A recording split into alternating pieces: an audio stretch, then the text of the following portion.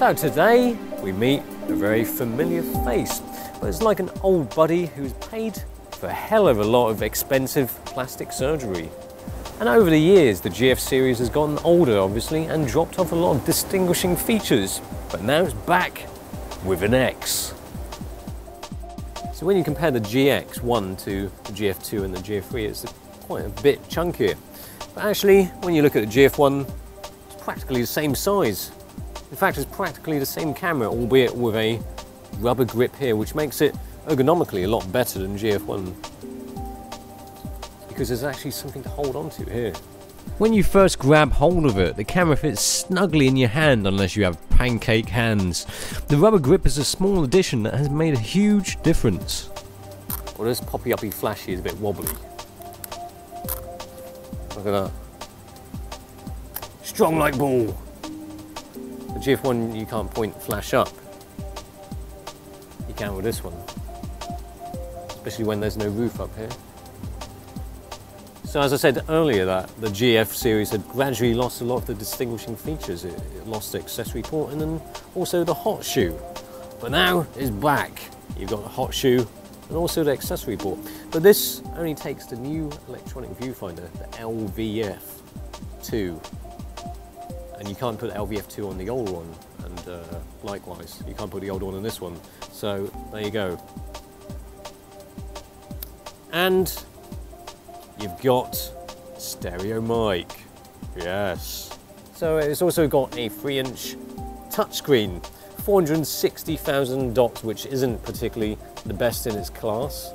A lot of other cameras have got, you know, much higher resolution than this.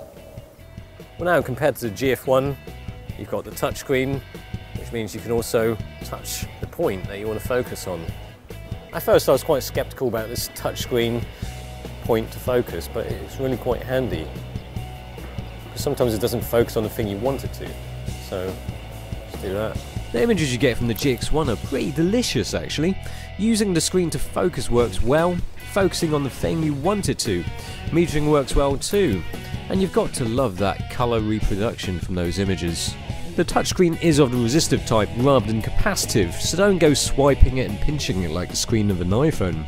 Mind you, you could see it in a positive light, in that you won't be setting things off with the palm of your hand accidentally.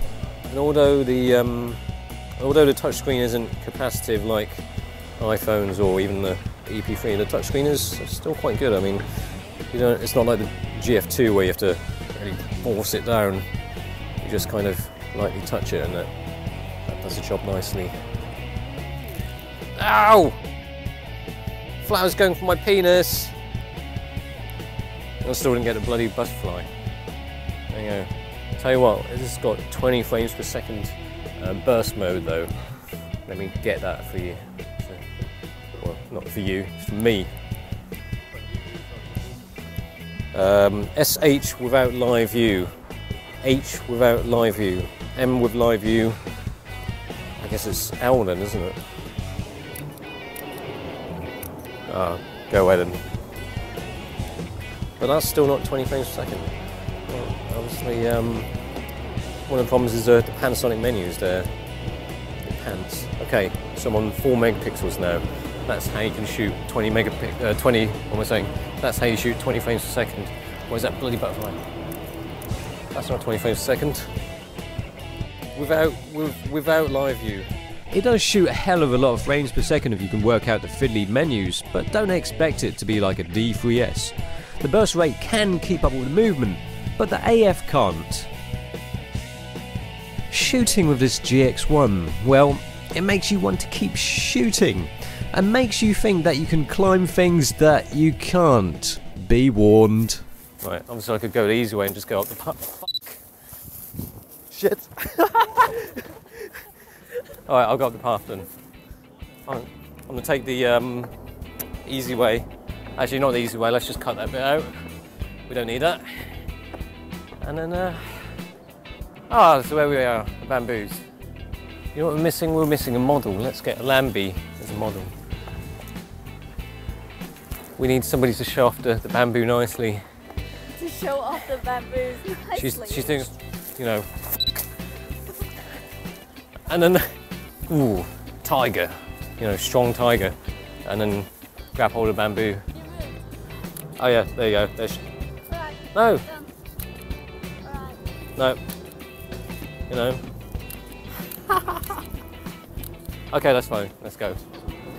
I wanted to get a close-up there, but this Panasonic Leica lens only goes to 30 centimeters, which is about that. That's not very close. I can just crop it because now it's got a 16 megapixel sensor, which is, you know, everybody thought that the roof for the micro four thirds cameras was 12 megapixels, but they've upped the game. 16. Have that. Put that in your pipe and smoke it. There are some ants there if you look really closely, honest. But screw the ants, look at the bokeh from that Panny Leica 25mm lens. This little Panasonic is a belter of a camera. But the thing is, although this old friend has had a nose job, along with a nip and tuck here and there, one still has fond memories of the GF1. Does one really need this when the GF1 still seems like a good camera? Well, yes! For a start, the noise performance of the GX1 is so much better than the GF1. At the GF1's maximum ISO of 3200, you do get noticeable noise. With the GX1, it's as smooth as a seal covered with butter. The ISO 6400 of the GX1 is more comparable to the GF1's ISO 3200, if not a bit better. It has better dynamic range with the JPEGs too. In use, ergonomically and also in terms of how it performs, the GX1 is quite noticeably different. Okay, so Panasonic hasn't exactly gone to town on making it a completely new camera. It's essentially a GF1 with a mild tummy tuck, a new conch, and slightly revised back that you like to poke more with a new brain, of course. It performs better than the GF1, but doesn't exactly vomit in its face.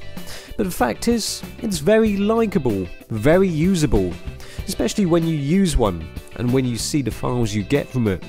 It's not a superficial thing. This GX1 carries on the spirit of the GF1 and is as much fun, and then some.